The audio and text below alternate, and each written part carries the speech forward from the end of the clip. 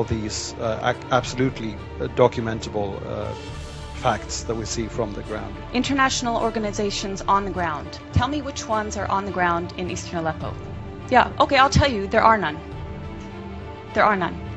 These organizations are relying on the Syrian Observatory for Human Rights, which is based in Coventry, UK, and which is one man. They're relying on compromised groups like the White Helmets, which, let's talk about the White Helmets. The White Helmets were founded in 2013 by a British ex-military officer.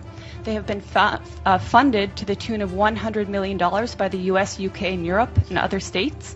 They purport to be rescuing civilians in eastern Aleppo and Idlib, yet no one in eastern Aleppo has heard of them. The White Helmets purport to be neutral, yet they can be found carrying guns and standing on the dead bodies of Syrian soldiers.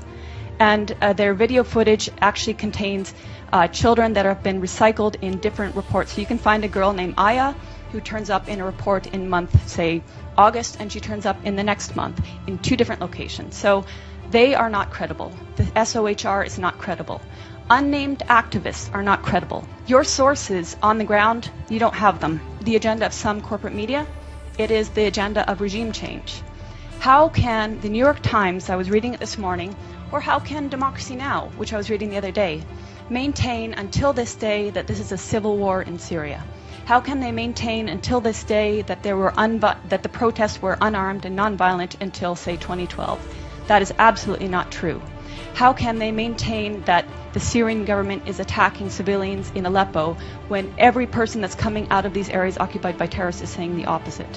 While the Syrians and while the Russians adhered to the tenets of the ceasefire, but the American-led coalition itself violated the ceasefire by targeting Syrian army positions in Deir ez-Zor, killing at least 83 Syrian soldiers in a prolonged attack that lasted nearly 1 hour and which enabled ISIS to overtake that position.